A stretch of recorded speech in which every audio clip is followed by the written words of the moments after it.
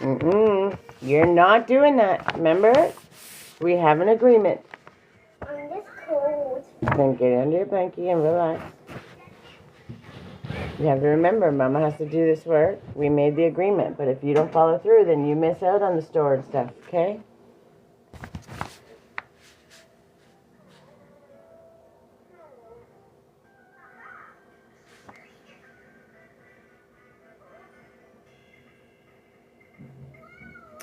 Good morning, Nadiva. I love the name. Welcome.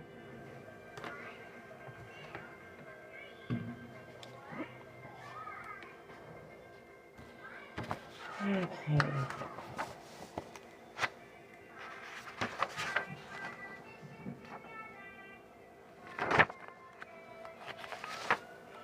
How are you? Sorry, I'm just getting organized, make sure I got all my talking points.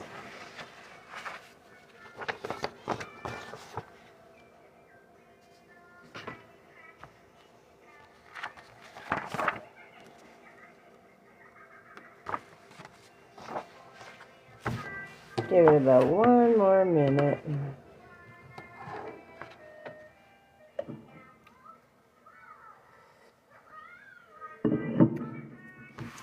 So I don't know if anybody has seen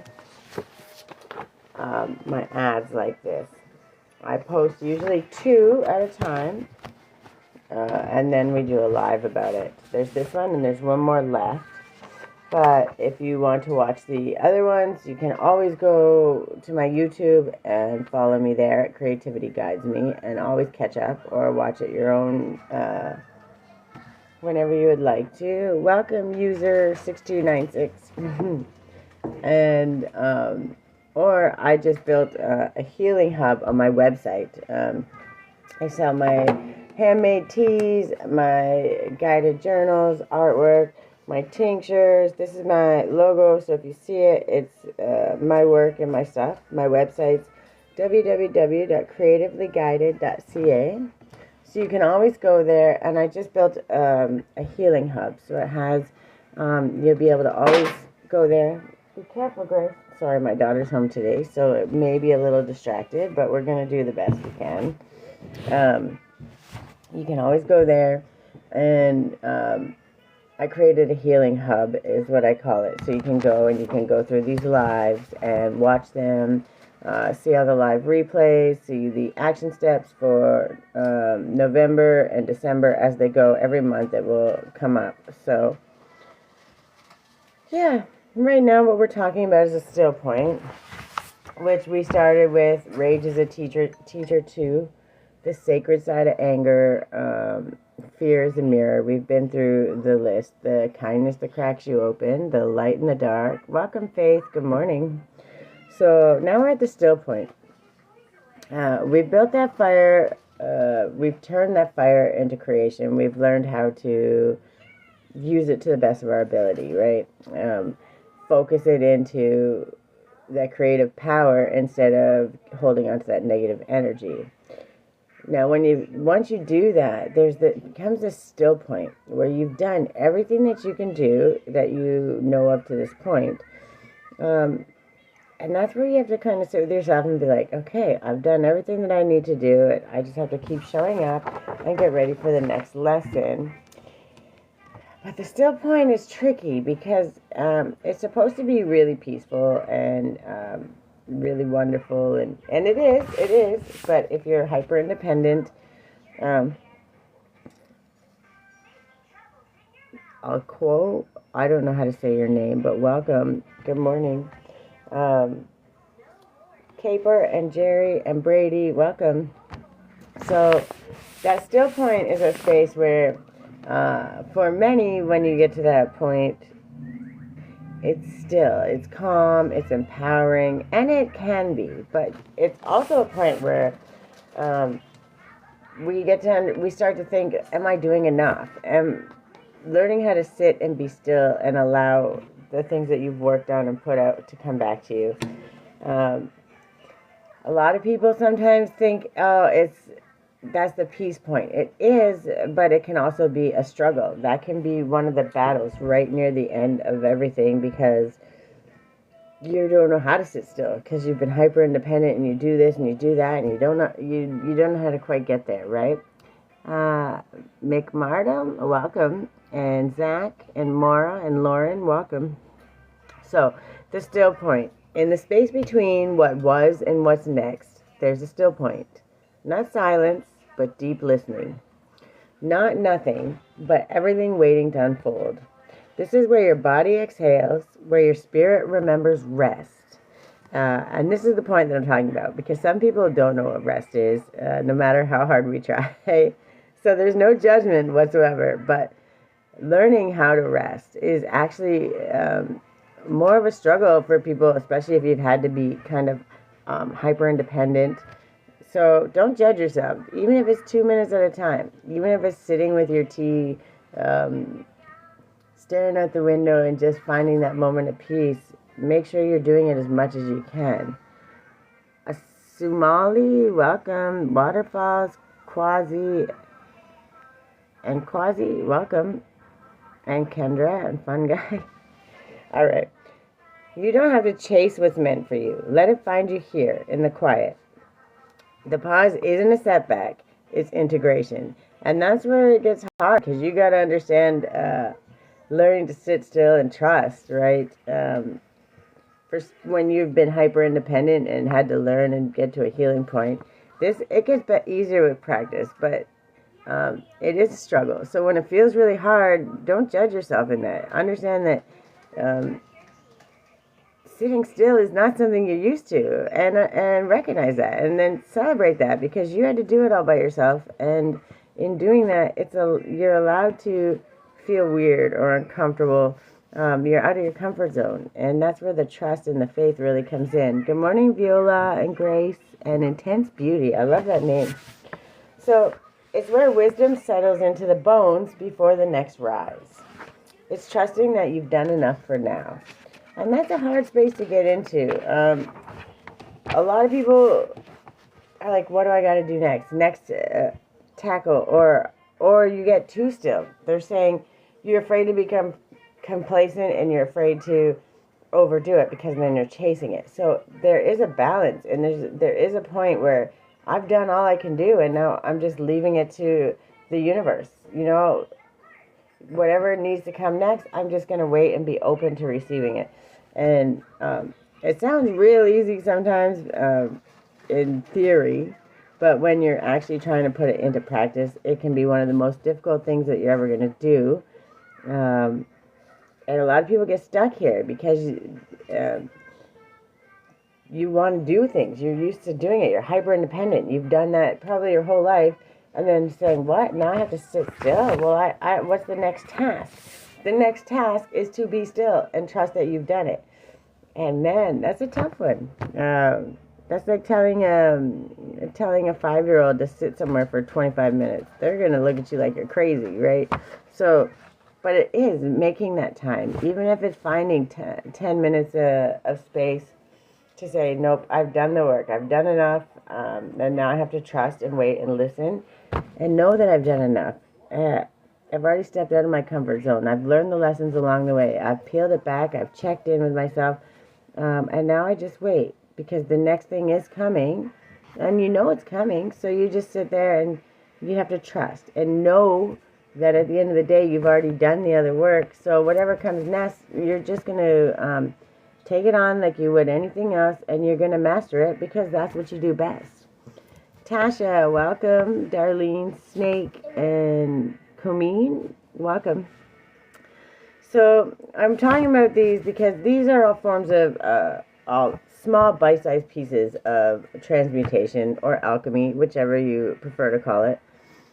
And they're small little tools, getting curious, understanding exactly what that is, that uncomfortable feeling, that feeling that sets you out, and you're like, why is that so uncomfortable? Why is that so scary? Well, it's so scary because you haven't been able to ever do that before. You were never given, you would give that grace to somebody else, right? You would obviously tell someone, okay, you've done enough, take a rest. But to let yourself rest always seems to be that struggle point for me. I can only speak for myself, but I know that at the end of the day, when you're in that struggle and you're trying to figure out your next move, your mind will race, and you sitting still and saying nope, I trust is a really hard thing to do when you've always had to do it for yourself. So even if it's 2 minutes, being present, like the teas that I make on my website, they come with this small little ritual, and it's a ritual of like being present, just learning how to breathe, be thankful, and be present. But it's because that's how I had to actually ground myself and learn how to teach my nervous system that I was safe here now and everything was going to be okay. Good morning, John and Reams. Thank you. Appreciate that.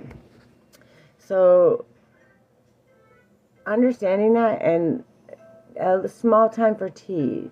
5 minutes, go have a nice warm bath and just relax.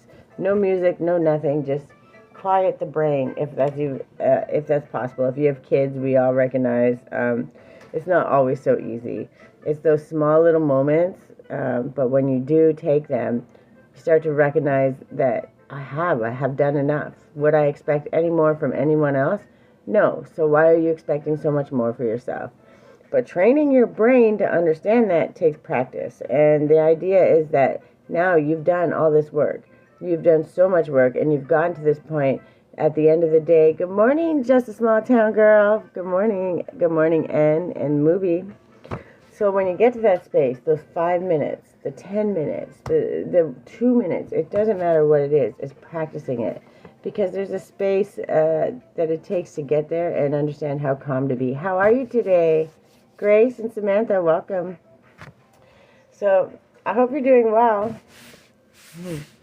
So I just wanted to go over this and understand that sometimes there's a moment between where you were and who you're becoming. A pause, a breath, a quiet place where your body remembers how to trust again. It takes time. 2 minutes, 1 minute. Start with just closing your eyes and taking 4 deep breaths in that moment if you can't sit down, if you can't stay focused. There's no judgment here. You're never going to get judgment here. It's just understanding that if you can do it for this much, and then this much more, and then this much more, and then this much more, it doesn't matter. You're getting there. But for people like me who have had to be hyper independent and do everything 1,000 different ways to Sunday by yourself, when the things happen and you're like, wait a minute, I did all I can do, and now I have to trust. And I have to sit still. What is sitting still? Like, that's where your brain goes. And you actually go into almost a form of survival mode, fight or flight. Like, I can't sit still. Something's going to happen. If I sit down, the whole world's going to collapse. If I take a moment for myself, what's going to happen? We don't control the world. We have a small portion that we control, which is our own self. But in your brain, because you're used to having to control everything else, learning how to settle down and say, hey, the world's going to go on with or without me. So understanding I've done enough and celebrating ourselves in those moments. I worked hard to get here. That, crying through the anger and the rage, trying to understand the fear, trying to overcome it, trying to let that kindness in, and then learning how to give it back and giving it back to myself. Learning how to do that is a process that when you, once you've accomplished it, it was gross all the way there. It was not fun. But once you learn how to do it, you go through it much, much faster. And then that becomes a chore too, because now you're good. You're overcoming. Sit still. What?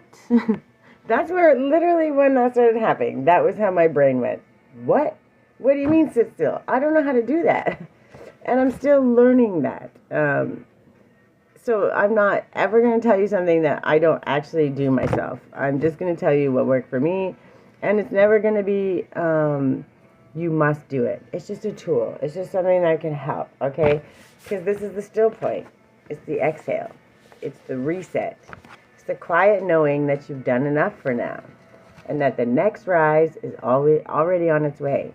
But when you get there, you've already released all of the crap. You've taken the lessons, but you've released the crap. You released the judgment of yourself. You released being critical of yourself because... you got there when you got there because that's exactly when you needed to get there. You're not late. You're not early. You're just on time. And learning that it's a whole mind thing. You have to completely flip your perception, and it takes practice, which is why I'm always talking about gratitude. It's not toxic positivity, because trust me, every emotion, you are valid to feel it, but it's understanding how to process it, keep the lesson, because every emotion is teaching you something. And then when you can understand that, you release all the other crap, because that person, that place, that thing, that entity, whatever it may be, that came into your existence, that did whatever it was that gave you that emotion, was meant to teach you a lesson. That lesson was meant just for you, because it was the only way you were going to learn and understand that lesson. And when you can learn and trust in that, and be able to take the lessons out always and use it moving forward to be your best self, you're always going to win, Miss Grace. You have to sit down. You can play with that, but you have to sit down with it. Sorry, my daughter's home. It's Saturday. We roll with it.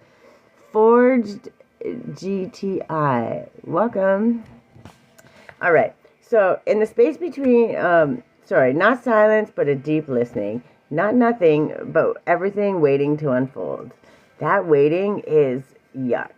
Okay, I admit it. Nobody likes it. Well, maybe somebody does, but I haven't met anybody yet.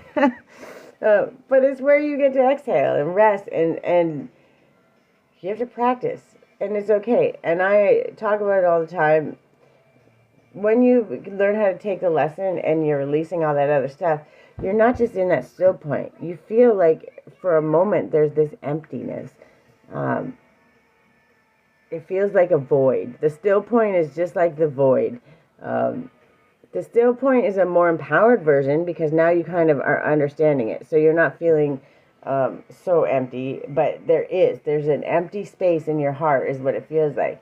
But it's because you've made room. You're not carrying the resentment. You're not carrying the anger, the fear, the rage, any of that. You're not carrying any of that. You're carrying kindness and compassion, and that's a lot lighter, okay, for yourself and for others. And then when the lessons start coming in, the next new lesson, you've now made room for the new good stuff, right? And because as you're healing, you're automatically, inwardly, you're dealing with much more kindness and compassion towards yourself. So obviously you're sending that out into the world. So what's going to come back to you? More kindness and compassion. So there's more room in your heart, because the kindness and compassion is a lot lighter, less dense. So it takes a lot more of it to completely fill. So now you're making room for so much better things. And when those negative things come in, it allows you the space to sort through it. Nope, go through my tools. Nope, that one's not for me. But, oh, that's a good lesson. I needed that. Thank you for that reminder. But you're in a space where you can sort it without judgment for yourself or for anybody. YK Ants, welcome. Good morning. I don't remember my own name, to be fair. Are you here for last week? I think it was maybe last week. Welcome, Brenda. I hope you're doing well. YK, is this YK Ams? I can't read your writing. Not your writing, but the font. Plus, I'm blind. I gotta get my glasses back. Okay. So, what the still point actually is. The moment between chapters where everything feels quiet, but full, but empty, waiting to be filled. It is, but it's not empty. It's just lighter. So, it just feels empty for a moment, because we're used to the chaos and we're used to all of the other things. It's a full, but it's a lighter full. But it can be confused with empty if you're not paying attention. So understanding that comes with sorting through the processes and understanding how you feel. Because that empty feeling is like a lack, right? And you feel like, I don't have enough of this, I don't have enough of that. But when you're at this still point, when you get to this space, you don't feel like you're lacking anything. You don't feel without. It just feels calm. It's like the calm in the center of a storm, right? And you're like, how did I get here? What's going on? Like you're waiting for the next shoe to drop. And that is a program in your brain. And this still point is allowing you to see those things that don't matter. No, I've done the work. No, I've sorted through this. No, this doesn't bother me anymore. So how am I going to get to the space where I can receive this? Well, I've already released this. So now what do? I have to sit still. because my people, my places, all of those things that are waiting, that are made just for me, are coming. And you have to trust. And faith, I truly believe, is like the highest form of currency. Welcome, Aaron and Kathy and Christian. And I don't say faith as in church or religion. I don't judge anybody for any of that. I'm just saying there's no segregation. There's no separation. I believe faith in that is bigger than you. Watching the universe work, watching the bees fly and the birds fly, the squirrels making their nests, like watching all that is a miracle in itself. So when you see how the universe works with or without you, it's a lot easier to accept that there is a lot going on, whether you're here or not, and there is that thing that works outside that is bigger than all of us. So when we get to that point and we put faith in that and we understand that all that river still flows, you know, the mountains still stand no matter how much wind, how much weather. When we understand that point, we know that the universe has our backs because we're still here every single day. We're still standing. And that crisis that we had, 2 months ago, yeah, it might have made us cry. It might have hurt our feelings. It may have offended us. It may have done all kinds of stuff. But I bet it taught us a lot of lessons. And when you get to that lesson space, you're like, wait a minute, I'm really not that mad because now I can look back at this. Now this next one that comes, all that I learned here, I'm going to walk through this with grace. I'm just going to walk through like it's nothing. And then I'm going to get to the other side and go, wait, how did that happen? Because it's always teaching you. The universe is always going to teach you. And when you're ready to listen, and this still point allows you to just see it coming and wait for it to come and just love yourself through it. It's like my favorite thing now that I'm learning how to do it. But I'm not going to lie, once I first started to do it, it was torture. It was absolutely torture. Welcome, Jay and Mario. So, the body finally catches up. It's not stagnation, it's integration. It's when the body finally catches up to the soul's growth, right? Because we've already been doing all the work up here. We've been doing the work in here. We've been doing the work mentally, physically, emotionally. But now our body has to catch up. Our body has to get to that point where we're coherent, where we're aligned. And it takes time, and it's like you telling your friend to rest. You've worked too hard today. It's time for you to sit down and have a rest. Which you would say in a heartbeat because you love your friend and you want to make sure they're doing well. But when it comes to you, telling yourself to sit down and have a rest is like, whoa, wait a minute. Why can't I rest too? Right? So it's learning to turn that back to yourself and treat yourself just like that best friend that you would treat, right? Be your own best friend, for real. Taste the legacy. Welcome. So, it's not doing nothing. It's just trusting that you've done enough for now, right? And then this is where clarity starts to form without force. That's where you understand the lessons of past, and you get to see, okay, that makes sense now. And no, I didn't know that. But now that I know that, and I know that for a fact because I lived through it, I walked through it, I overcame it. So it doesn't matter what anyone tells you. They can be like, this didn't happen, this didn't happen. Well, no, I clearly see that I did this, and this happened, and this happened, and this happened. And if I can do that, that means you can, and the neighbor can, and this person can, right? You know that it works, okay? Is it going to work exactly the same for everybody else? No. But the process and understanding the process and understanding small little tools to help in those processes are yours to choose, right? To do whatever you want with. But when you have them, once you have them, you don't forget them. You have them.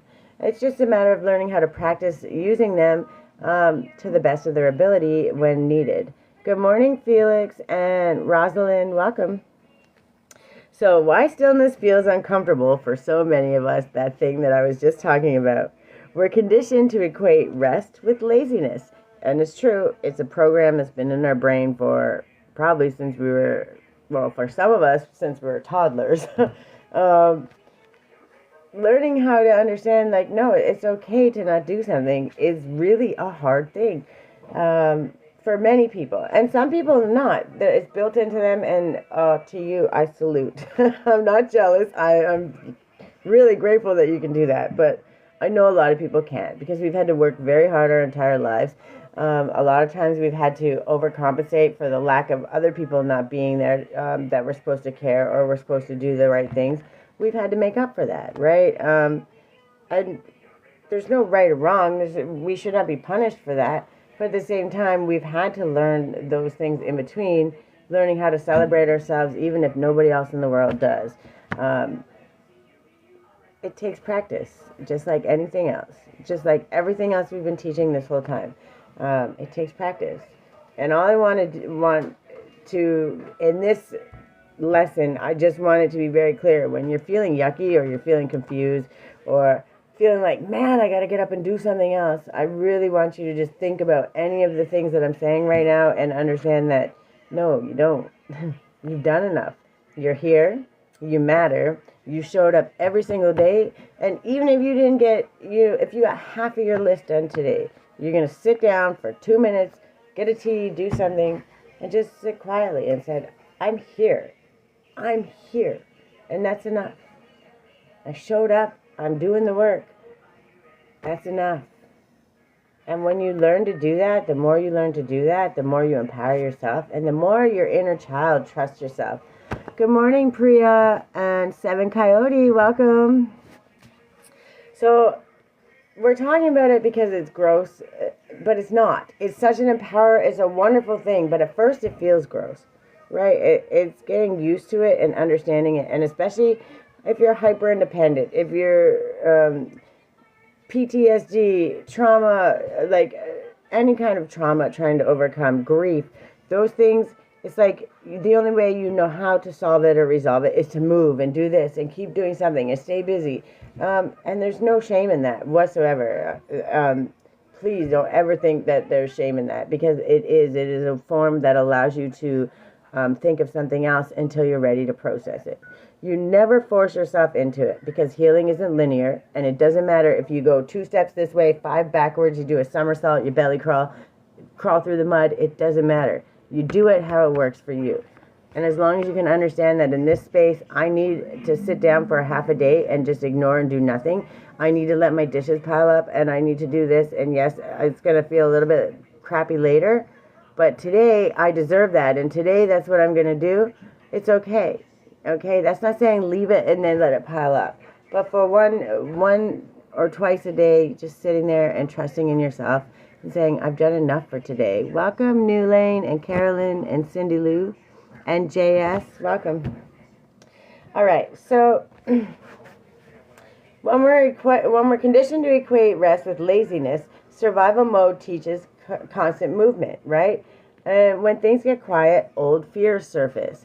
Okay, and that's another thing. When you get quiet, that's when the mind starts going and all that stuff, and the programs and the traumas and the things that you think that control you, but they don't. They have no control over you. When you sit there, it's allowing you to process it and understand it and process it from a place of safety. I know I've done the work. I know I've done all this. I can sit still for a moment and wait, that fear, why would I be scared of that now? I'm not 6. That makes no sense. Why would I be scared of that? Okay, that's got to go, right? And you're just making more room, and you're making more room, and you're sitting there nicely celebrating yourself for what you've already done, waiting for the good stuff to come in. But it's getting used to doing it, so when it does feel yucky, it's just uncomfortable. And that's the getting out of your comfort zone. Are you resting? I hope you're resting today. My voice sometimes, well, some people love it. Other people think it's like chalk on nails on a chalkboard. But it's because I'm saying things that we got to start learning to do. Thank you, baby. I love you. Can I go hug my cat and kiss Yes, babe. I'm paying attention here and I'm working. So I got about another hour, okay?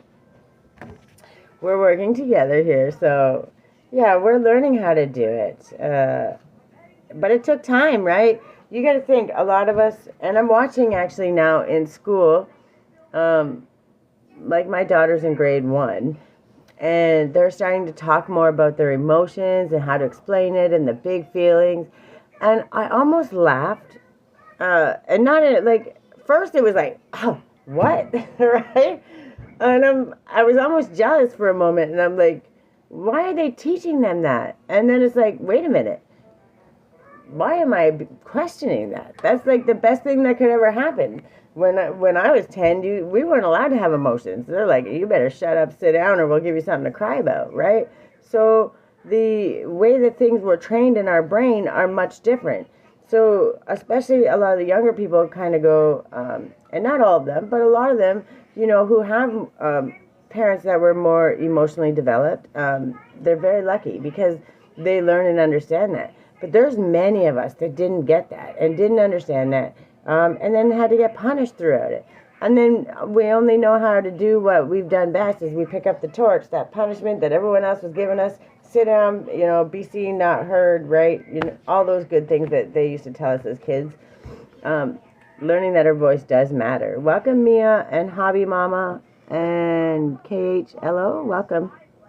So, just learning how to flip that script and understand that in that stillness, because that stillness, yeah, at first it's uncomfortable and it's weird, and you're like, wait a minute, what do I do now? I'm getting nervous. Like you actually start to become nervous, and because you're feeling lazy or you're thinking you're not doing something. I'm not doing something right. I'm too still. Something's going on, God. And then they even teach you idle hands in the Bible, right? Idle time. I forget the verse, so I don't even want to butcher it. But basically, if you got time to lean, you got time to clean. Stay busy. Don't be idle. Time is going to get you in trouble. That's basically the gist of it. But it's so trained in your brain but this still moment is the space where you can manifest from. Like when you really can truly manifest, because you can feel into it, you feel safe, you've done enough. You've put in the work. You watched yourself do the work. You've watched yourself overcome it. You've seen the outcomes of the things that you've already started to do and overcome. So it's not just thinking anymore. No, I know this, right? And now I have to sit. That programming in your brain, in that part. And now, I still get there sometimes. Sometimes I'm like, oh, I can't sit still. What the hell? I don't know how to do this. I can't do this. And it will go into my brain. But soulful and blah, welcome. Understanding that if you can flip your script from the negative and all of the things that you've already done, all of the layers we've already come back, you can absolutely master the still point. And if you can't do it in that moment and it feels really like a struggle and it feels really uncomfortable and really gross and you're like, I'm not ready for this, don't punish yourself. Okay, so what? Get up and do something. Get it all out. Go dance. Go clean your house. Just go move. Go do something else. And then I'm feeling calm. I'm feeling a little bit better. I feel good. Let's try again. We're just going to sit and trust. We're going to go quiet. We're not going to think of anything. We're going to literally try to make our brain blank. And we're going to try to breathe deep, and we're just going to concentrate on our breathing. And if you do it for 1 minute, if you do it for 2 minutes, you're winning. If you can do it for 3 minutes next time, you're winning. Okay? It's not about just meditation. It's just about learning how to blank out the brain and understand that I've done enough. I don't need to process. I don't need to sort. I don't need to fight this feeling. I don't need to do this. I don't need to do anything. I've done enough. Now I need to wait for the good things to come and know that I'm prepared for whatever comes next. And celebrate yourself in just a quiet moment, and it's like that hug that you just wish you could get as a little kid, saying what a great job you did, right? And many never got that, and it's really sad to say, but it's the truth. And what we're doing now, that's partly how we're reparenting ourselves. That's how we're teaching ourselves to be the best parent, the best possible human being that we can be. Welcome, Rosa. All right, so when things get quiet, old fears surface. Am I falling behind? This is kind of what I've been talking about. But the stillness is actually where your intuition gets louder. The wisdom that settles in the pause. In the stillness, you notice what no longer fits. That old fear that you had when you were 6 years old that's still lingering back there. it's time for that to go, right? And you know you can release it. It's laughable. How could I possibly be scared of that now, right? Like those things start processing and they start falling away because you think about it. You're still enough to let those thoughts and what's coming to your brain and coming in your mind naturally just flickering into your mind when you don't have the other anxiety and all the other things going on are those old programs, those old fears, those old worries, those things that don't matter at all, but somewhere in your nervous system, somewhere in your brain creating a block because they're still there and they still think that they need to be there. So the stillness allows that stuff that comes up to go, I don't think that anymore. That's just crazy. Why would I think that? Give yourself a moment to laugh at it, but now it's gone. Now it's gone. It's not going to come back again because you've integrated it. You've understood it and you've learned how to release it and you've processed it saying, wait a minute, that's something, I was 6 when that happened. Why would I think of that, and be scared of that now? Right? And you're saying that I have nothing to be scared of. Obviously, I've done all this work. I master everything I do. I'm going to continue to do that because I've learned how to do it. So when those things come in, you release them and you let them go. And you're making more room for all the new stuff. But you're making room with love. And that space, it's the most healing space, the still point, and it's one of the best spaces to be in. But knowing that and getting to the space where you know and understand that is where it's uncomfortable and it's hard and it takes a moment. And I know because I've had to do it multiple times. Now I'm getting better at it and getting better at understanding it, which is also why I'm better at sharing it and how the process works because I've had to do it many, many times. But now I can explain it better. And before I was like, how can I tell people, that this is one of the most great things when it feels gross at first? Because it does. But that doesn't mean that it's bad. It's just, it's different because we're not used to having that feeling. And we get scared of the unknown. It's human nature. And it's not wrong. It's just understanding that, yeah, I'm only scared because I've never done it before. So why don't we try it? Because it's probably not going to hurt us because I've been getting really good at understanding my intuition. I've been getting really good at doing this work and peeling back the layers and understanding this emotion. So probably it might feel uncomfortable, but if I just give it a try, it's like I always tell my daughter the 3-bite taste. Welcome, Christina and Tinkerbell. When I make food, I make her try at least 3 bites. The first one, she's automatically going to not like. She doesn't want to try it. Second one, still defiant because we're kids. But usually by the 3rd bite, she's like, oh, this is really good, right? It takes a minute. It takes practice. And if you don't get it right the first time, and if you don't really like it, it's just your body's natural reaction to be defiant. And to say, like, hell no, I don't want to do this. I don't like this. This feels uncomfortable, and I don't want to do this. It's that stepping out of your comfort zone, just like speaking in public or doing all these things that would be like normally make you just feel so anxious you want to shut down. It's the same thing, but it's stillness. It's where you would think you would have to go do something. Now you're learning how to do the exact opposite. But that same feeling applies. And when you learn that that's what that is, it's a lot easier to help yourself through it. And it takes a little bit of time. It takes practice. And when you feel gross and you're feeling like I need to do more, I need to get up, you might only last 2 minutes in the stillness. You might only last 1 minute. You might last 30 seconds. Doesn't matter. Because the next time we're going to try again. Because now you're being intentional about it. Now you're understanding I've done this and this and this. Now I'm going to intentionally try to make it for 2 minutes. Maybe this time I'll close my eyes. I'm going to practice some breathing. Maybe this time I'll put on some nice background music. Not kids' cartoon like what I got going on now. But some background music. Something heart chakra or some tones, right? Maybe I'll do that. But just quiet my mind and let it go. Now you're being more intentional about it. And when you become more intentional about it, now your brain you kick in faster, whether it's 30 seconds or a minute. You get to that still point much faster, and then you can go, okay, now what?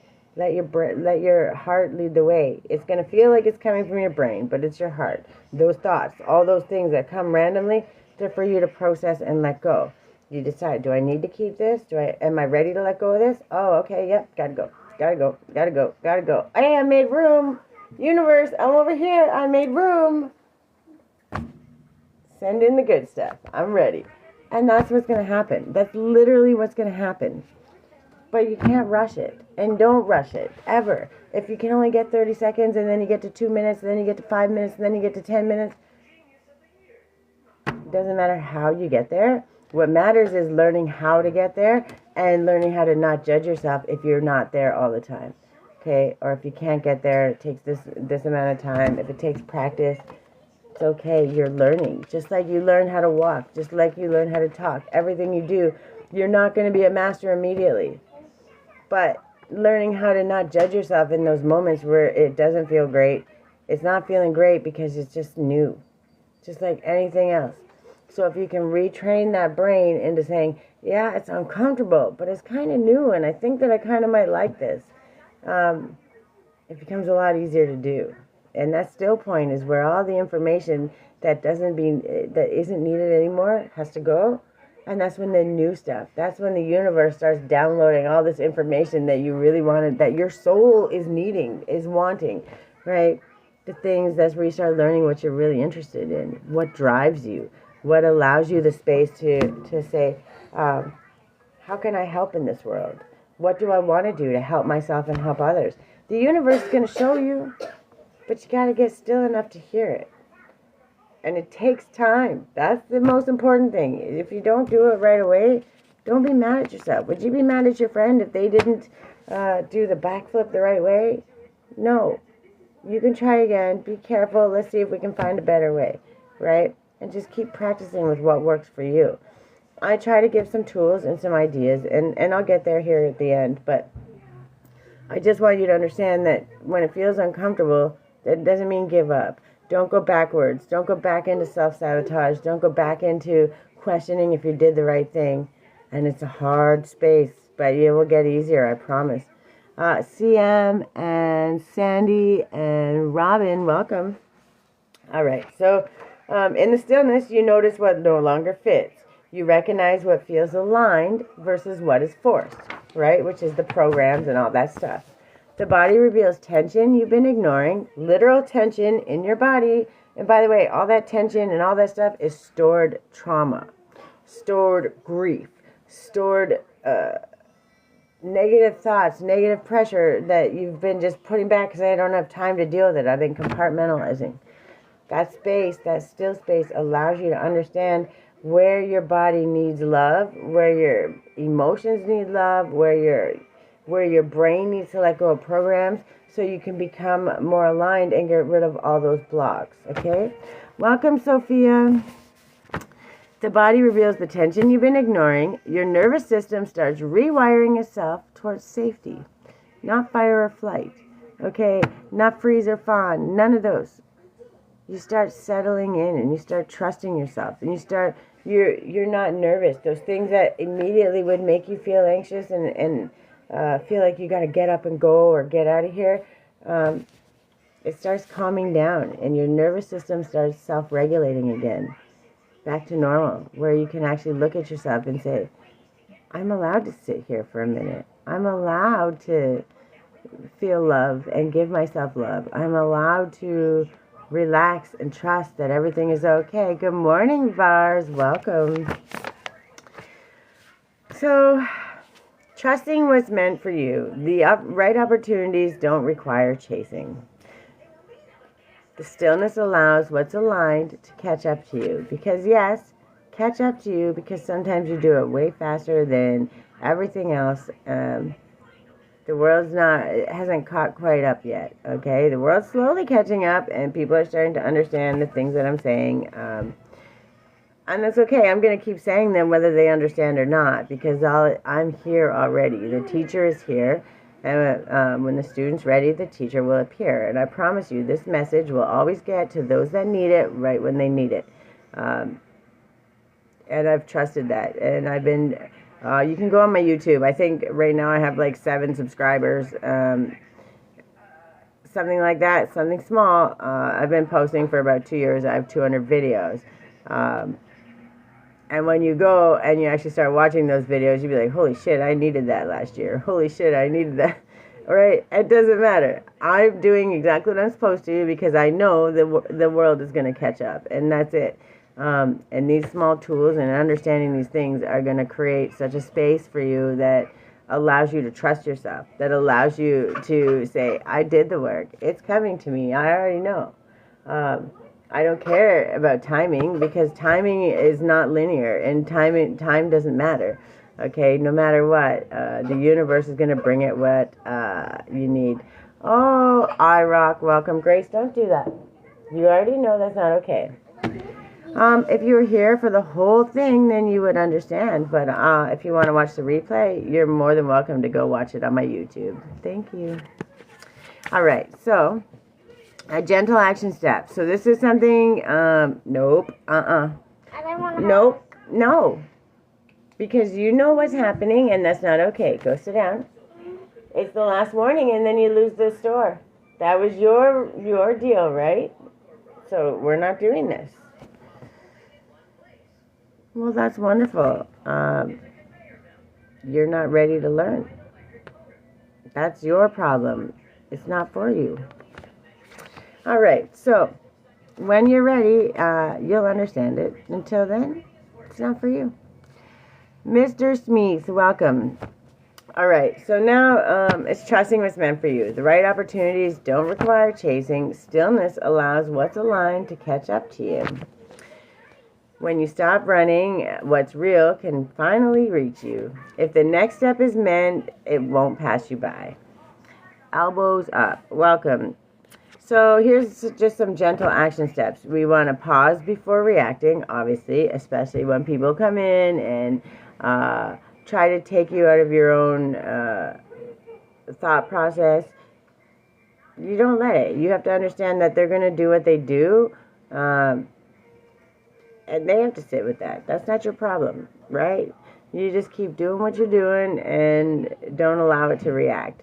That's their own learning lesson they have to learn, and however they have to learn that, the universe will make sure it happens, I promise. Just one breath. Just pause. Take a breath. Punchline, welcome. And then ask yourself, what is the moment asking me to hear? What is it trying to create? What is it asking me to listen to? What truth is rising when everything goes quiet?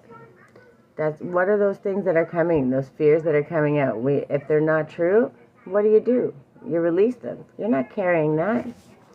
All right, so these are some reflection journal prompts. And the reason I do that in quotations is because, let's be realistic, sometimes we can't always write the way we're trying to do it. Or if anybody's like me and their brain goes 20 different directions and you see the layer of this, the layer of that, the layer of this, and you try to write it down, your hand can't keep up with your brain, and then you lose a lot of it in the process. You lose those thoughts that were really what you needed. Mira, welcome. So the idea is get a voice recorder, use your voice to text app, whatever it is. Get the initial thoughts, the immediate, just reactions out. Talk, say whatever it is you need to feel, and then go back later when you have a minute and ask yourself the questions, and then rewrite what you were saying. And when you start writing it out, it allows you to expand on it. Thank you for all the comments. You're just going to make my life famous. I appreciate you, Vars. You always do the most wonderful things. All right. So these journal prompts. Where have you been resisting stillness? This is really important because that's where it's uncomfortable, and because we don't like to be uncomfortable, we actually block ourselves with this a lot, okay? And then what clarity comes up when you let yourself pause? What questions, right? What is it that you understand a little bit better? Keep going, honey. What wisdom is settling into you right now? You already know you've done the work. You already know you can show up. You already know I'm winning. I'm enough. I've done everything I need to do.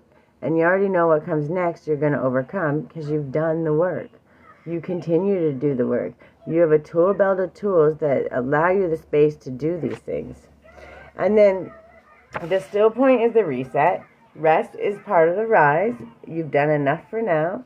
And what's meant for you is already moving towards you. When you know that, you already know that. Hold on. I got just a couple more, and then we're going to pull some cards. Yeah. Okay, so when we get back to the still point is reset, it's not retreat. You're not pausing the work, you're pausing the panic. And you're teaching your brain that you're safe. Fight or flight doesn't matter anymore. None of that matters. When you need it and it's an emergency, it's always going to be there. You know you're a professional. You've already overcome every kind of trauma there ever was, right? So you already know that you can do that. You have, you will. That's already done. But now we're understanding that in that pause, we don't have to wait for the shoe to drop. Because we're just not being around people, places, things that cause those insecurities, that cause those spaces to feel not safe, right? We understand. You ask for the respect. If they don't give it, you move along. You just can't be bothered. You now know your cutoff game is strong. You release what doesn't serve you. If it's a if it's a limiting belief, and we say, oh, well, that's not okay, we're not keeping that, we get rid of it. That's it. That's just what we got to do. And when you know that and you understand that, it becomes so much easier. So, the still point is your nervous system neutrality. It's when you're reset, you're back to zero. It's emotional recalibration. Pulling your energy back from places, letting clarity rise naturally, letting what's yours return to you, and letting what's not yours fall away. They're very, very simple things when you can understand exactly what it is.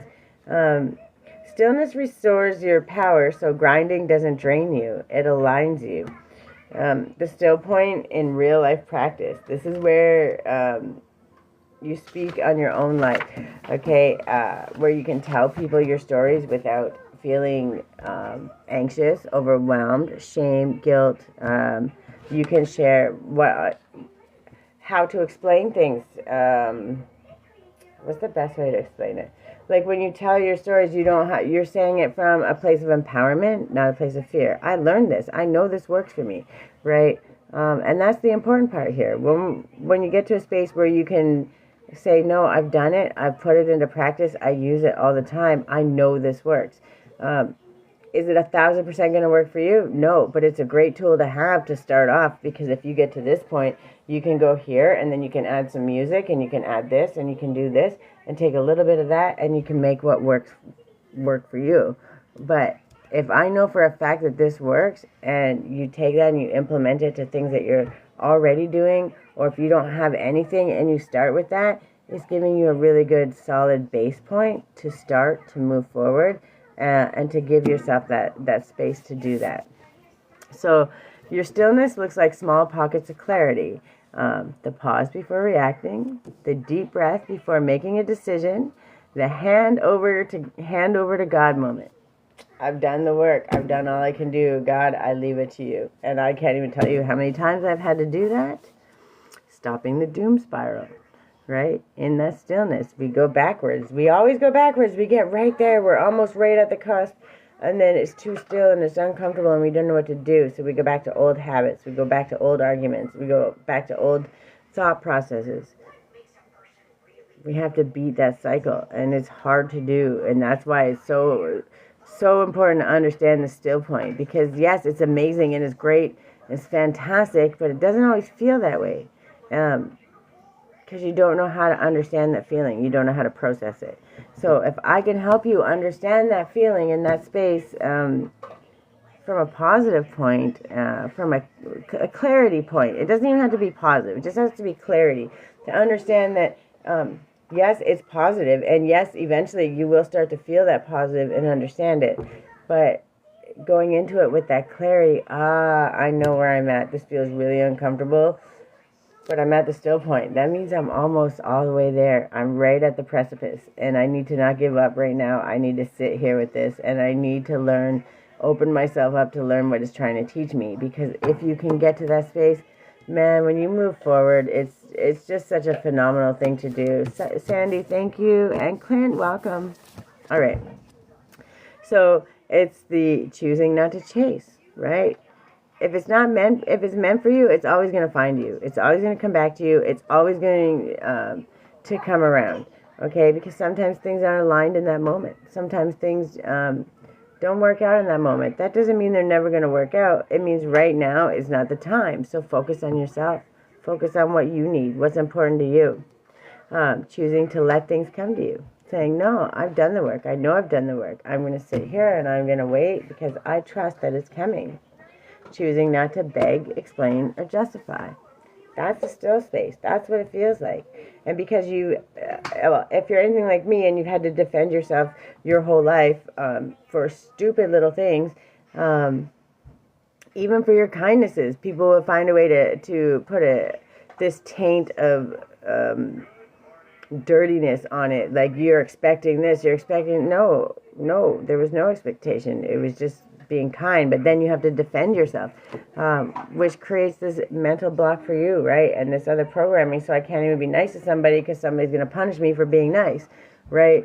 There's a lot of blocks out there that are like this because people have done that. So when we can understand those things and say, no, we don't need to explain. No is a whole sentence, period. Learning how to do that and trust that, it's very empowering, but it takes time and it's uncomfortable. And, oh, another fake account. Welcome, Clutch. All right. Doing the work and then releasing the outcome. I've done the work. It is what it is, right? Stillness is not inactivity. It's intention before action. The shadow of the still point. Talk about the discomfort. You see what I'm saying? This is what it's all about. This is what we talk about. But that discomfort is there for a reason. It's there for you to start understanding it so you don't spiral. It's there for you to start sorting, processing, releasing. But you've already done most of the work. So now it's easy. It's just going to come up and you just go, oh, no, I don't need that. That don't make no sense. Get rid of it. And that's it, right? The still point can feel like nothing is happening. You're falling behind. You're not doing enough. You're losing momentum. You're waiting for something that isn't coming. That's what it can feel like. This is the exact moment people abandon the process. And we don't want that, right? That's why I want you to understand what this is. If you can understand what it is, then you can overcome it. You can sit with it, and then you can learn what it's trying to teach you and move forward knowing that you're doing the right things. And that's why these feelings I'm talking to you about, this understanding is so very important, because this is where many people spiral, because you feel like you're going backwards. You feel like you're falling apart. You feel like something's not right and you're screwing it up. If you're showing up and you're trying, you're never going to screw it up. You can't screw it up. You're just going to learn another way. You're going to learn to do it better. You're going to get better at doing it. It's called practice, right? Don't ever think that what's uncomfortable doesn't mean that it's not good, right? How many times did we go in these horrible relationships that treated us so badly, and family ships, friendships, works, all these things that treated us like crap, and we were uncomfortable and we felt like crap every single day, and we still showed up. We showed up because we got a paycheck. We showed up because we cared about that person. We showed up because it was our family obligation. Whatever the reason was, we still showed up, right? So imagine if we still showed up, just the same obligation, but for ourselves. We're just putting it to ourselves for once instead of everywhere else. Okay, that uncomfortableness, we're not getting paid in dollars, but we're getting paid in knowledge, in kindness, in emotional regulation, in compassion, in ability to overcome all of these things that would take people out, would actually end people's lives because they don't know how to do it, and it's so overwhelming and they don't have help. There's so many people out there that give in to things like this because they don't know how to process it or understand it. And what I'm trying to teach right now is, if we can get you to understand this process, you're guaranteed to overcome it. And that matters. Camille, welcome. So the shadow stillness is the fear that you're being forgotten, but stillness is actually where your life rearranges itself to meet you. You always speak best from lived truth. You don't need to hustle to be worthy. You don't need to prove or plead or perform. When you stand still long enough, the wrong things fall away on their own, and the right things don't require chasing. The still point taught me that pressure is not clarity. If you feel pressured to do it, if somebody's putting that pressure or obligation onto you, 11:01 on the clock, thank you, Spirit, that's not clarity. That's somebody trying to convince you or have you do it their way. And that's never going to be clarity. So, and then how the still point connects to fire and flow, like this whole part of the series. We're talking about transmutation, alchemy. Rage teaches, anger reveals, fear reflects, pain cracks you open, light filters through, the medicine rises. When you sit with it, that medicine teaches you, and it builds that fire. And that fire becomes creation, and that brings you back to your peace. You understand. Welcome back, Grace. And the still point is where the transformation stabilizes. You can't integrate fire without stillness. The still point is where alchemy settles into truth. And it's true. Once you understand what's good, what's bad, release all those things, that's your truth. That's your most authentic truth. And when you get to that space and you're going into anything being your most authentic self, how could you not win? How?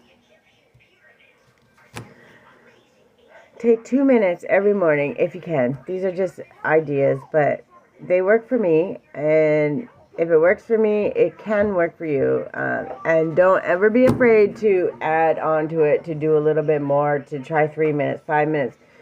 Try to extend it out. The idea is that start small. I don't care if it takes 1,000,000 baby steps. Start small, because 1,000,000 baby steps is still going to get you all the way over here where you wouldn't even never have got there if you didn't take one step. So the idea is just to have a starting point. That's it. A starting point tool, and then something you can build on your own from other lessons, from yourself, from your brain, from your heart, what it's teaching you. I'm just trying to help you get there where you can understand what that might be. Sorry, I got a hair going in my face.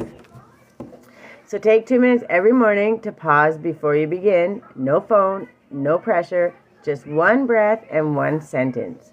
What do I actually need today? And for 2 minutes, just sit quietly. Don't say anything. Don't judge what comes out. Even if it's some sentence that seems so random and out of this world, I need an ice cream cone or something. Like, literally, whatever it is, don't judge it. Because if it says I need an ice cream cone, I bet you by the end of that day, somehow, somewhere, an ice cream has popped up. You have gone for ice cream. You have done something. It's something. Sometimes it's just a sign. Those little signs, and you'll be like, "Well, I never saw that coming today," because it was in somewhere in your brain, right? You were manifesting it in the background. So, but when you ask, and those weird random things, now you can start manifesting it intentionally. Okay, and if it's a fear or something that needs to be released, now you can start your day learning how to release this, whatever that sentence was. We know that that's not something that I need. It has to be plugged in. It has to charge. And you know that. And I'm still working. So, what do I actually need today? Listen to that. Whatever it is, don't judge it. Just listen to it. And then figure out if it's something that needs to be kept or can be explored, or if it's something that needs to be released. And then do what it is. And your day is going to start from such a grounded, loving place. You can't even begin. Keep it soft. Keep it accessible. That's it. Just simple stuff. And don't ever judge what the answer is. Period. Erica, welcome. And then the still point isn't where life stops. It's where your power returns. And then we have, I'm going to pull some cards, but next, I always pull cards on this because I like when Spirit confirms my messages and helps with other suggestions on what can help you. Because I already know it works for me, and I know what steps can work for you, but I also know that in the need, nope, it's not the time for that. No, you have to charge it. Where's the charger? Hold on a second. I got to help my child. Okay, listen. We made an agreement, though, and if you're not going to follow through with the agreement, you're going to lose your trip to the store. Right? Did we have an agreement? And if you can't use this and use that. So you either turn the TV off to use this. Okay. All right. I have to get her situated. Sorry. Good afternoon. Oh. Yeah, no, not afternoon yet, Grace. Just still morning. Look at this, Mama. Can you guess what I made? Okay, but I'm working. Remember the deal. We have to work together. We're not going to keep doing this. Mommy, I broke it. Oh, well. It's not broke. It goes back together. Give it a minute. It's got to charge. You have to be patient. Did I not say? Give it 1 minute. Now go sit down, and when it's ready, then I will get it for you. All right. Okay, Spirit. Can I have a self-care message? Speaking of... Oh, right away, eh? Come here, you. I think of wind in her wild ways, the year we had nothing to lose and lost it anyway. Today, try holding on a little less tightly to your expectations for the day. Notice what happens when you loosen your grip. Learning how to release and let things go it comes in that still point. That's how you know. Do I need to hold this? Do I need to let it go? Like, it allows you the space to trust yourself, to understand that I survived all this stuff. Nobody survived that for me. Nobody did that with me. I had to do that myself. I went through the good, the bad, the ugly. I went through the shame. I went through the staring eyes, the laughing faces. I went through all that, and I still showed up every single day. Who else would I trust in this world but me? Right? So from that point, that's when you start understanding what matters. That's how you start understanding all of those things and what you need to let go. And when you figure out what you need to let go, it's a lot easier to believe yourself. Don't do that, Grace. Okay, but you're not listening. And I'm telling you right now, you're on your third warning. Stop open. Look at me in my eyes. Do you understand what I'm saying? Okay, so sit down, cover up with your blankie. When this is done, I'll bring it to you. It doesn't need to be opened. I am working. This is my job. This is what I do. Right? Get that out of your mouth. If you start being fight, it's your last warning, kid. You'll lose out on our outing today. You won't go to the park. You won't go to the store. You won't do any of those things. Because those are not how agreements work. If you don't follow your end of the agreement, then I'm not going to follow mine. I don't know why it's not turning on. Oh, the joy. That's mom life. All right. Can I have a gratitude card on this message to help us with the still point, help us understand how to process it, what to release, what to hold on to, how to be thankful for every lesson that comes in that still point. Just one, please. I thought you... all right. If you feel burnout setting in, if you feel demoralized, exhausted, it is best for the sake of everyone to withdraw and restore yourself. Find that still point. Because once you get used to understanding that still point, you can come back to that still point anytime you want. Walk to your favorite coffee shop for an afternoon pick-me-up, or brew a cup of tea as you take a few minutes to reflect and recharge. And I actually make my own tea, and it's on my website, A Creatively Guided. Welcome, user 2199. And if you go there, each tea when you order it comes with a little ritual. It's just really just a little thing to think about, to be present, to show up for yourself, and to be grateful. And in those moments, that space, those things that we do, are what exactly allow us to sit in that still point and understand it exactly where it needs to be. Okay, you gotta pick your... You gonna watch TV on it? No. Okay, so come get it, and then you can play your game. Alright.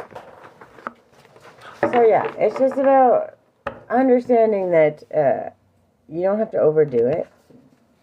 And if you're already worried about what you have to do next, you've probably already done too much. There's never, I guess not too much, but you've already done enough. And when you understand that you've done enough, take those moments, celebrate, sit with yourself, and understand that the universe is trying to teach you that balance, because you can't constantly chase, you can't constantly work without hindering yourself. So what we really want to teach is learning how to find that balance in the middle, right? Okay, can I just have one Moonology for this message? Okay, we got two. All right, I'll give you two. Look at the bigger picture, and luck is on your side. When you sit in that still space, that's what you're doing, right? You're understanding. Say what? Oh, sorry, I couldn't read it. I'm like, what is that saying? So anyways, when you sit in the still point, it allows you to look at the bigger picture and then understand that clarity. It gives you that space of clarity and empowerment, and you know that no matter what you step out to do, luck is going to be on your side, because you're coming from a space of knowledge and happiness and joy and gratitude for the world, for the universe, for the lessons, the good, the bad, the ugly, but first and foremost for yourself. It's so important to understand that, okay? Because if you don't show up for you, who else is going to? And if you don't show up for you, how are you going to learn what the universe is trying to show you? That was really quick. We got star bathing, whale and orca elders. Doesn't matter how you do the still point. I'm not going to read all these, but it doesn't matter. We're finding our inner earth, okay? Get to that space. That's where our star ancestors start showing up and giving us all the information we need. And that's when our star families start coming to find us. Because from that still point, we're manifesting all the things that we absolutely, truly desire. And we stop being so overcritical and thinking about the one little thing, and we start thinking about the bigger picture, which is so much more important. And that's when we get to surrender to the sweetness. We sit in that still point, and we love ourselves, and we just get excited for what's to come next. Welcome back, Bars.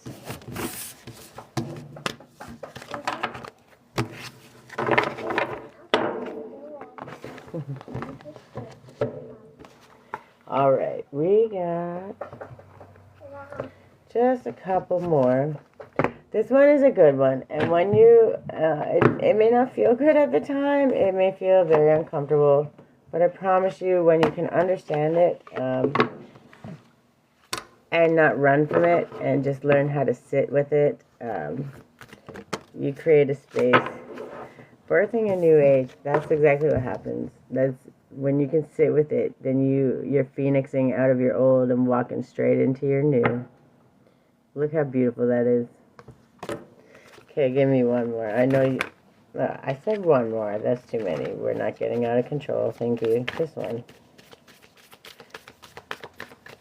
I like the birthing a new age. It makes so much more sense. That still point is where you manifest all of your greatness from. And that's where you unbind all of those old programs, old thoughts, people, places, things, all of those things that try to bind you and hold you back like a chain. That's where you release. Nope, we're not doing that, Grace. One. No, I don't care. You've had the warning. What was the question? What was your part? You keep. Okay, listen to me. This is because you're in the camera. What are you doing? Can we stop the camera? Okay. You're killing me, Small. Okay, but you're not supposed to be in the camera. Are you playing the game? So come over here. This is the game. Pick your game and then go sit down. I still have 20 minutes. 20 minutes and I will be done. But you have to learn to listen. The more you distract me, the harder I have to work. And then I have to be distracted and figure you out, and then it's going to take all day, and you don't want that, right? Right. So let's start working together, please.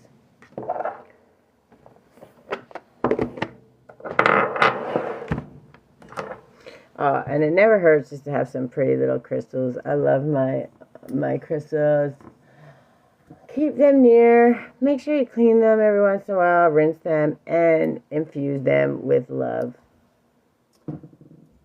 Simple, simple things. Speak love into them, just like you speak love into your food and your water. When you cook, you put all that energy in. Why would you want to do anything but speak love into it? So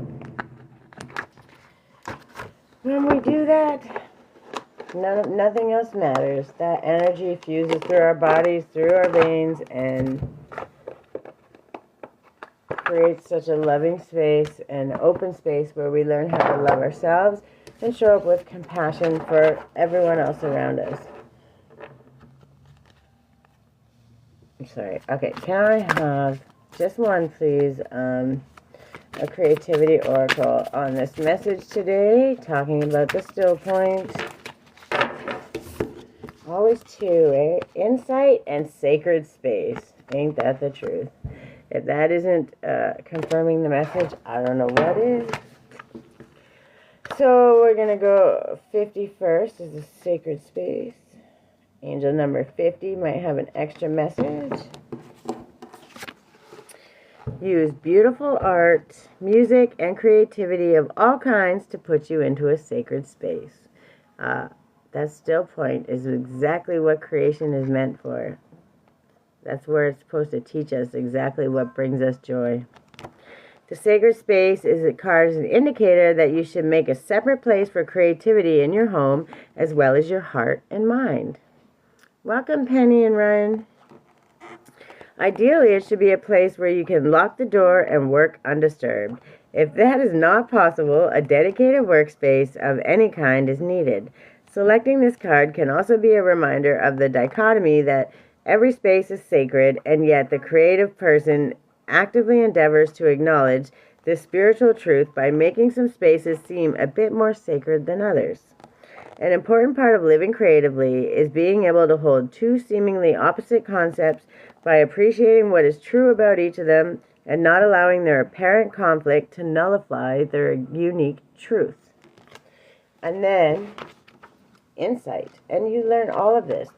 All of this is being created, and all of this is being understood from that still point. This is how we learn it. This is how we release it. This is how we understand it, and this is how we let go of what we don't need and take the lessons and all of the great things with us. So, see beyond appearances, masks, cliches, and cultural stereotypes to gain insight. The insight card is an indication that you should make a time to sit quietly and comfortably in a place you will not be disturbed. Literally, the still point, the whole thing I was talking about, the message. I don't know how much more Spirit can confirm me. Ideally, a place you have had revelations before, because reality wants to reveal to you one of its secrets. We have to ask the right questions in the right way. We must approach things as a child, as a beginner, as someone who has never seen, or even dreamed of what we wish to know about. Awareness, perceptions, and insights arise in us when we drop the rigid mask of all the way things have been done. The most recent version of what is considered to be expertise and the attachment to a particular point of view. Insight is not often insight, but when it finally comes to us, it can be the equivalent of years of study and experience, which is exactly what I'm teaching here. These things, yes, there's a lot. I'm not ever going to discredit somebody else's way of doing things, because it's tried and true and we know it works. But I'm also going to understand that not everybody has thousands of dollars to spend on those things. That doesn't mean you don't have the will or the want. What it means is if you don't have enough money, or if you're not high up in society, or if you're not considered worthy, then you don't get to have enough to heal or to learn. And I think that's bullshit. And I unfortunately was outcasted like that, and that's how I had to learn to heal. And I figured it out the hard way, the long way, the winding around way. But it can be done in many, many, many different ways. all I'm doing in these is trying to help show you tools, ways that you can start doing it for yourself.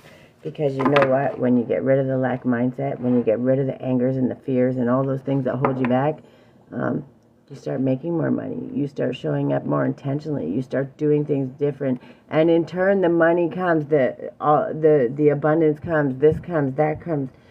But if you can't get out of that perspective and that mindset, you stay stuck, right? And then you're punished for being stuck because you didn't have the money to do this, to do that. No.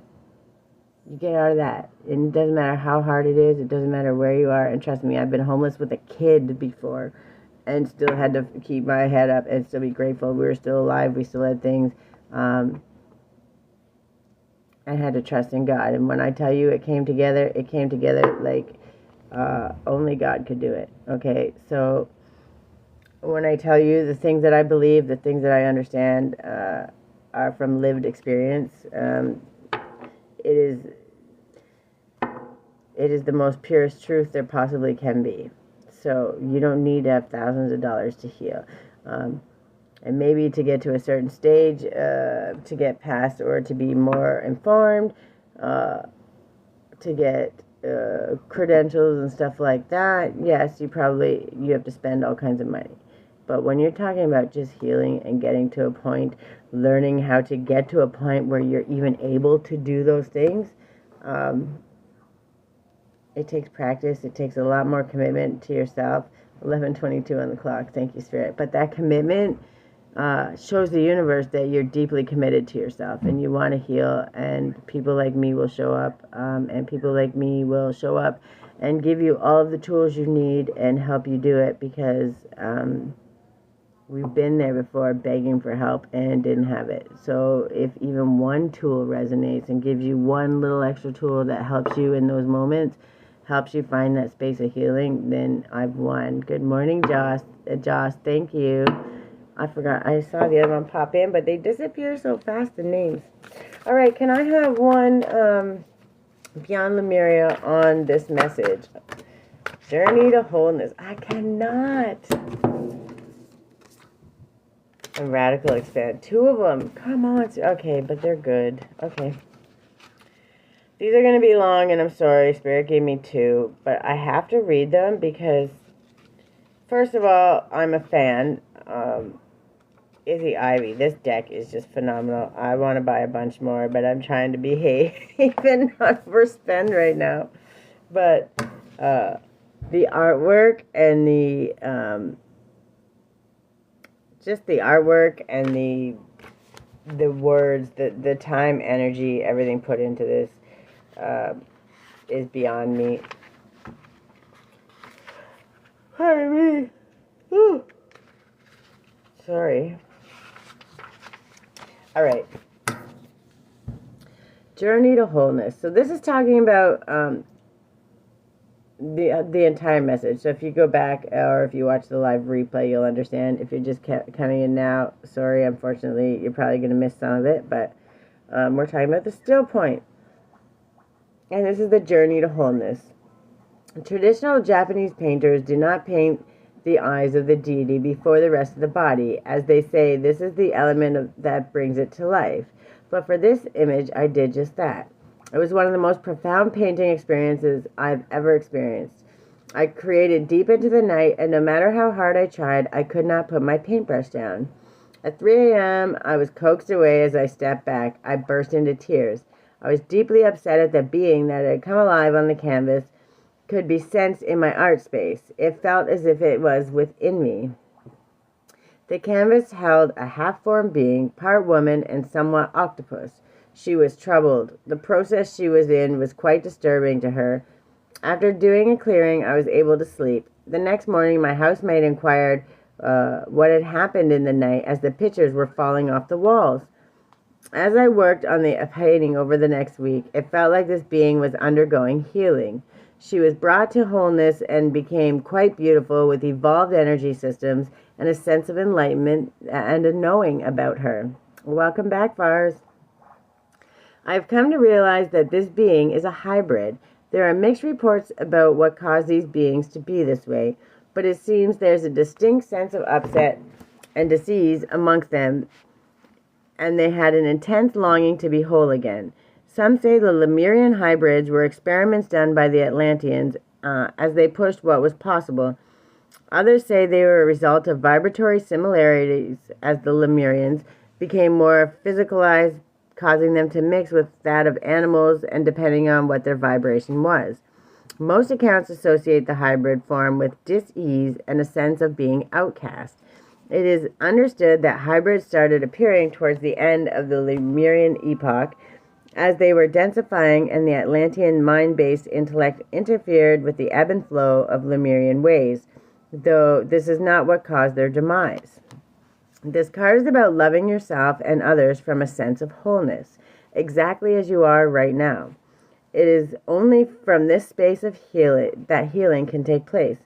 We may find ourselves in relationships or scenarios where we can see great potential. We may have concepts of others that are not really who they are, due to subconscious projections or ideals. We could have the idea that we feel better about ourselves when we achieve a goal or status. That success will somehow make everything better. Unfortunately, this takes us out of the present and makes our love somewhat conditional. To be a healer, transcend the perspective that the being in front of you needs to be fixed. Hold the vision that they are perfect as they are. From this place, they can heal themselves through the transformative power of acceptance. Acknowledge the full spectrum of a picture and bring any fractured parts back to the present moment. In this place, we are whole and thus have the power to step into the brightest version of ourselves. That's the still point. Absolutely, completely just explained. That's the still point. And it's beautiful.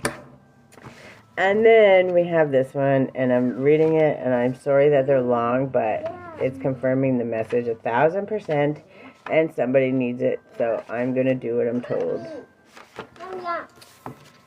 Then we have radical expansion.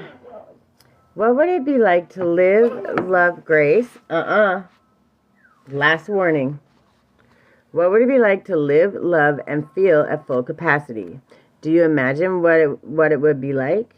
This card is about being truly and unapologetically you. The gifts you think are too bold for this world and those heartfelt experiences you believe you should hold back on might just light someone up.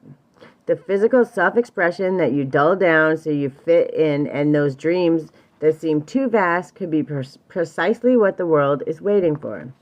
Do you feel you have the right to take up space? Our auras can expand manifold, but we often choose to keep them tight to our bodies, maybe for safety. But what is this construct in which we have imprisoned ourselves? Where does this subtle or not so subtle shame come from? Why not dance our most beautiful dance, dress in a way that makes us feel magnificent, and sing so our voices are heard? Welcome back, Priya. Considering the paradigm of our judgment in others can help us expand into authentic expression. We may not be aware of the thoughts that were imprinted on us from a young age, though our parents, teachers, society, and the media, separation and limitation begin with your beliefs around what is acceptable and what is not. Connection and possibility come through owning your power and embracing your responsibility to be more visible in the world, to not shy away from life. It is time for radical ways of being and thinking, and you can start by granting yourself the freedom and creativity to be you. Having a voice is essential for power to shift back to individuals and communities outside of the prescribed normality. It is time to unleash your inner rainbow dragon and unapologetically claim your heart-based empowerment and radiantly unconventional gifts, and to have fun with it. Welcome, Big John.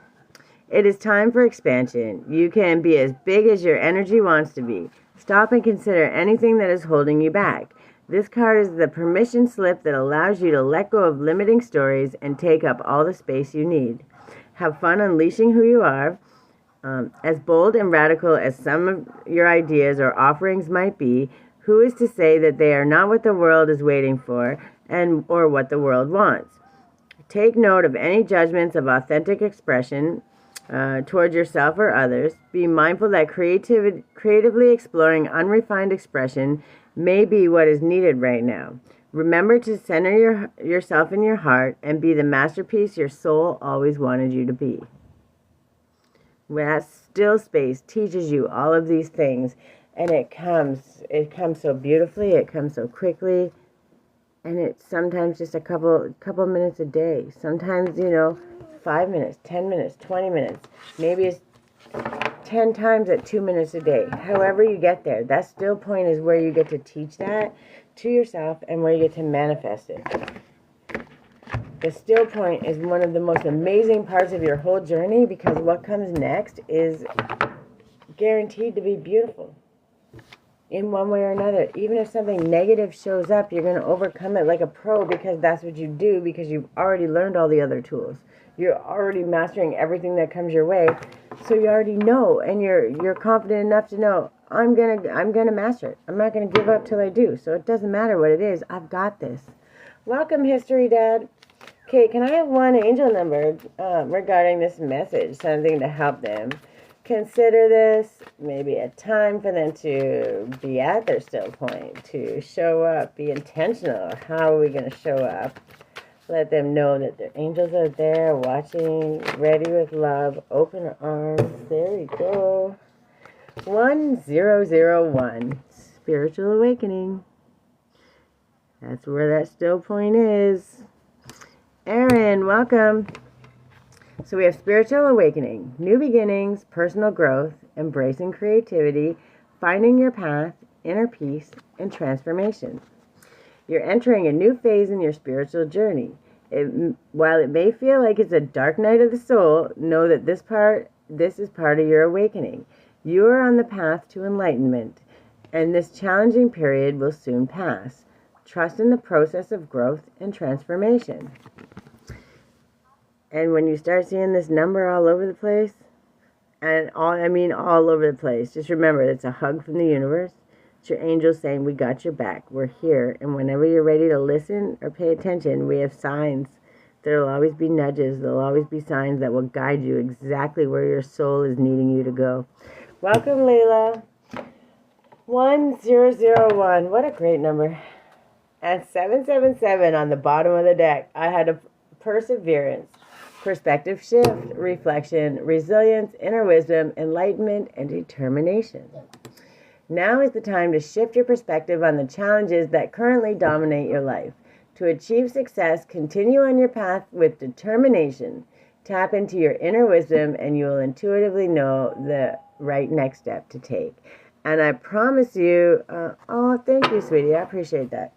I promise you start seeing these numbers, 7777, your receipt starts showing up, your gas tank, whatever it is, and 1001. They're so much aligned with this message. And if you're coming in late and you didn't get to see it all, I'm just going to pull an affirmation card on that, and then I'm done for the day because it's Saturday and my daughter's home. And I can't make her hold up all day, so we have to work together. And she's done really actually well. She only interrupted a couple small times, so I'm actually pretty proud of her. But you can always find out on my YouTube at Creativity Guides Me. I always post the replays, usually by the end of the day, on my YouTube. And on my website, Creatively Guided, you can go and get my teas, you can get my artwork, you can get my tinctures, my healing journals. Right here is my website, and that's my logo. How are you? I hope you're doing well. So, I have guided journals. You can download them right away. You don't have to wait for shipping. They're really good. This one has helped me. So, how are you? Can I have just a couple affirmations for this message? You already know the still point is rough, but it's beautiful. You flipped right there. Okay, give me one more. Just one more for this message. We don't want to overwhelm, even though affirmations, you could say 100 of them and never be wrong in this. So, give me just one more good one, please. All right, that's the one. Yes. Okay, so the first one is, I am committed to bringing forth my greatness. I will no longer play small.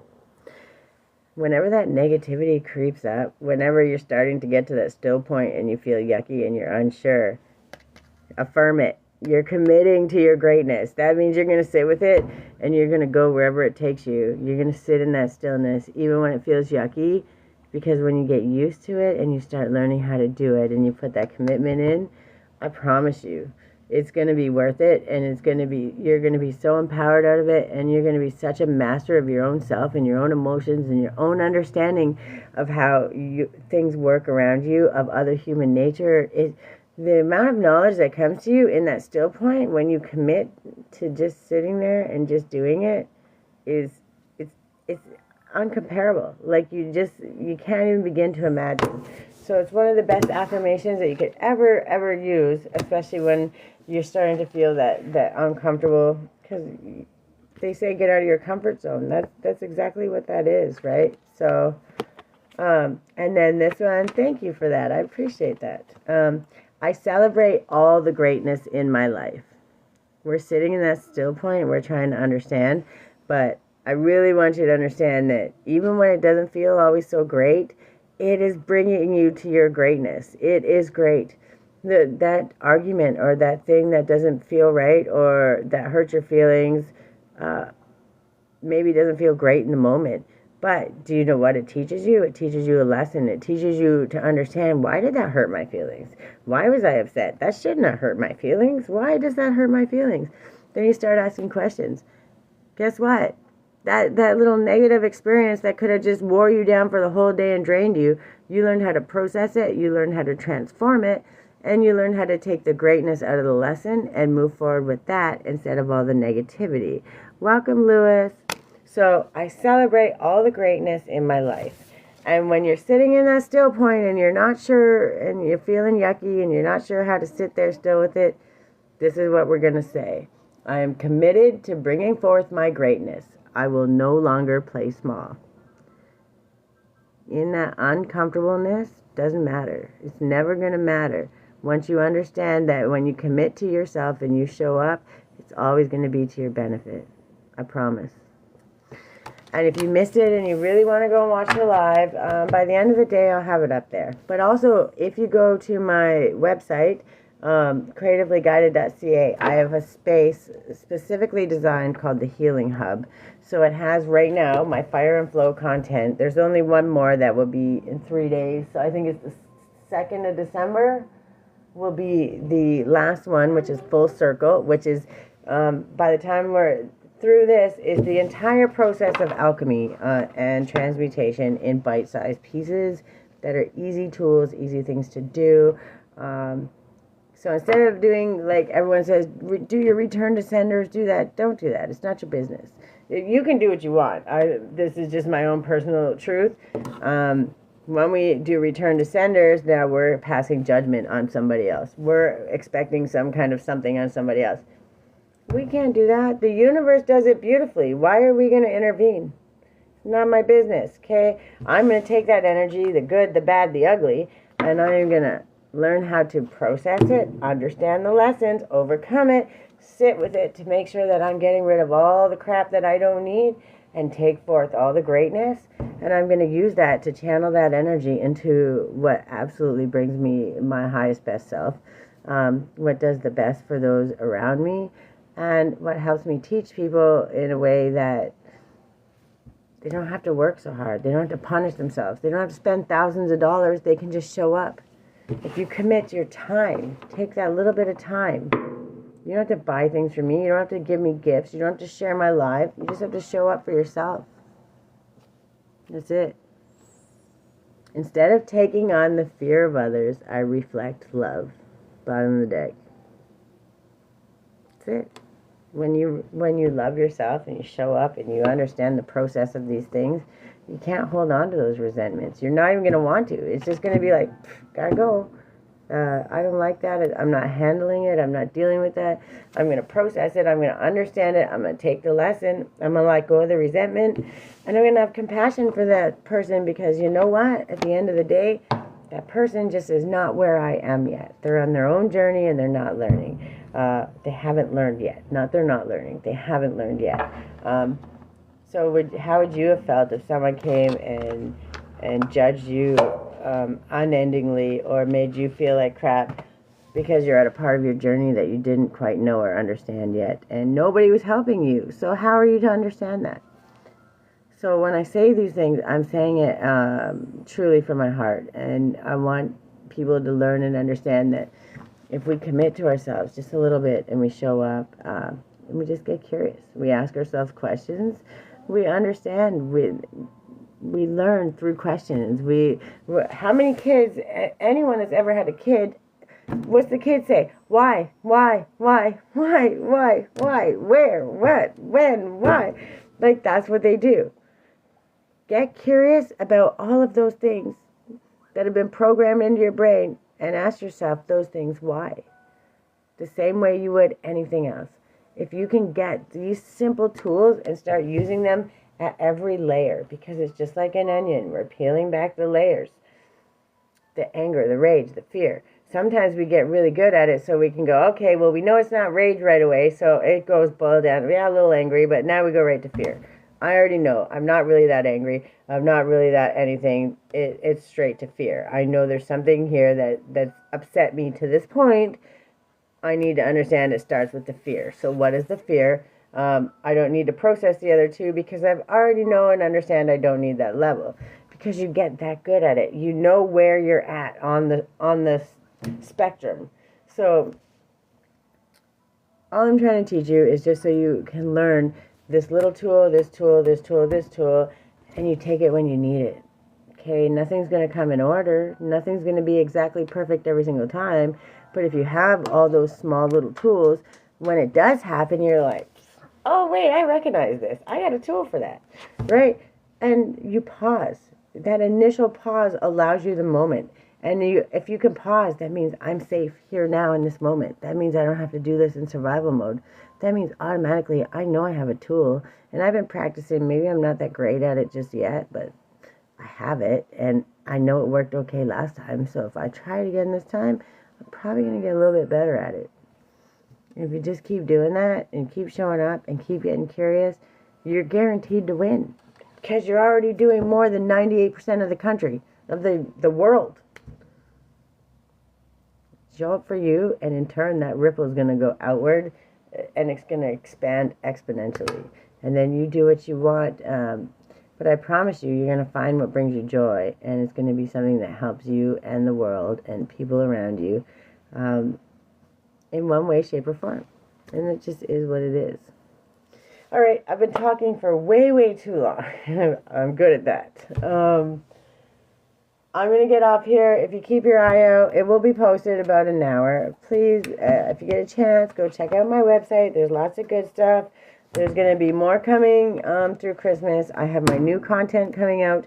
All of December is going to be the Grace and the Grind, which is going to be learning about not keeping up with the Joneses, not worrying about other people's expectations, learning how to love ourselves. If you want to eat pizza on Christmas Day and stay to yourself and watch Netflix because you don't want the stress and the anxiety of all those things, then you're going to start doing that. You're going to do what brings you joy. You're not going to worry about keeping up with the Joneses or this person or that person. Learning how to love yourself and comparing who you can give, who gave more, who did this. No, we're not doing that anymore. We're getting rid of expectations for others and for ourselves. The only expectation is showing up and understanding that in these stressful times, 11:44 on the clock, thank you, Spirit. In these stressful times, showing up to ourselves first with compassion and not letting somebody else's expectation run your life, right? You're here, you're doing the best you can. So, for instance, last year, out of necessity, we had to make a Christmas tree. And we made our little decorations. We didn't buy anything. We made it because that's what we had. And it was extremely tough times then. Things have gotten a little better this year. And I asked my daughter, do you want to buy a Christmas tree? And she said no. So we're making it. Again this year. It's a little more upgraded. We've spent some money this year. We had not a lot, but we bought some decorations instead of making them all. We are making some too, but we made our tree But we decided to do that. And it was something because that necessity decided that if we had bought the tree and expected all this and what people expected, we would have missed that creativity and we would have missed that time together and we would have missed. And now this is something that she took from last year because she didn't know it was hard times. I didn't tell her we're making a tree because we had hard times. You know, I made it into a game and we made it fun and we got to make each week a new ornament and something. So I wasn't going to allow my daughter to take this negativity, this thing that was shitty, and be fearful of it. Instead, I found a way to manifest it into something great. And instead of buying a tree this year, she said, no, I want to make it again. And we went and we bought some decorations and stuff, but we're going to be making a lot of stuff. And we made the tree base, and there's going to be all kinds of extras on it. But the point is, if we had held it onto that expectation of what other people think that we should be doing or should have on our Christmas, we would have lost that opportunity and we would have lost that joy and all the creativity that comes out of it. So this year for December, the grace and the grind will be really important to help us understand showing up for ourselves is really much easier than we think. And there's no expectation on that either. You show up for you however it matters. Hi, Roy. Welcome. But yeah, go check out my website. There's a healing hub, right? It's on the missions page, I think. It's called the Healing Hub, and it's got all my content, or you can just go follow me on YouTube at Creativity Guides Me for all my videos on this one. But the next one will be on December 2nd, and that's full circle. That's when we know we've completed the transmutation alchemy part of this, and that's when you really get to see, know, and understand your true empowered self. I love you guys. I thank you all for showing up. And if you missed it, go check it out. If you make it through all the videos, I promise you, you're going to become a whole different person just for showing up. Because once you start out getting curious and start asking questions, the process has begun. So all we're doing is planting seeds and giving you the opportunity to grow and heal and become your best self. I love you guys. I hope this helps. And have a fantastic day. Bye.